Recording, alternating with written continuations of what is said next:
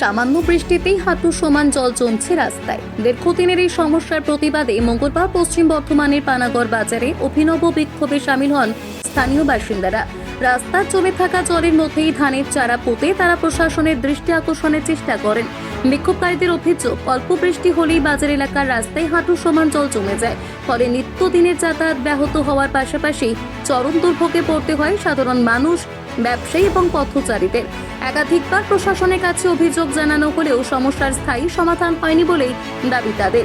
দ্রুত নিকাশি ব্যবস্থার উন্নতি করে জল জমার সমস্যা দূর করার দাবিতে এদিন এই অভিনব প্রতিবাদ কর্মসূচি পালন করেন স্থানীয়রা। আমাদের এই জল নিয়ে রাস্তাতে আপনি দেখতে পাচ্ছেন, যেহেতু বিশাল জল জমে রয়েছে, কোনো লেবার ভালো করে কাজ করতে পারে না। প্রায় 30-35 বছর থেকে এরকমই রয়েছে, আজ পর্যন্ত কেউ আওয়াজ উঠায়নি। আমাদের নতুন যত লেবার ছেলেরা রয়েছে সবাই মিলে এই জিনিসটা একটা নিষ্কর্ষ চাই, যার কারণে আমাদের এখানে একটা ড্রেন চাই।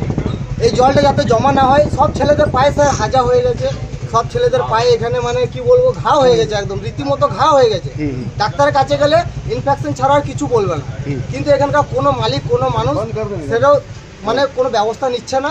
আমরা এটাই চাইবো সরকারের কাছে এবং এখানকার মালিকদের কাছে, সবাই মিলে এখানে একটা ড্রেন বানিয়ে দিন এবং আমরা যাতে ভালো সুস্থভাবে কাজ করতে পারি, আমাদের যেন প্রত্যেকদিন কাজ ভালোভাবে হয়, সেটার একটা ব্যবস্থা নেওয়া হোক।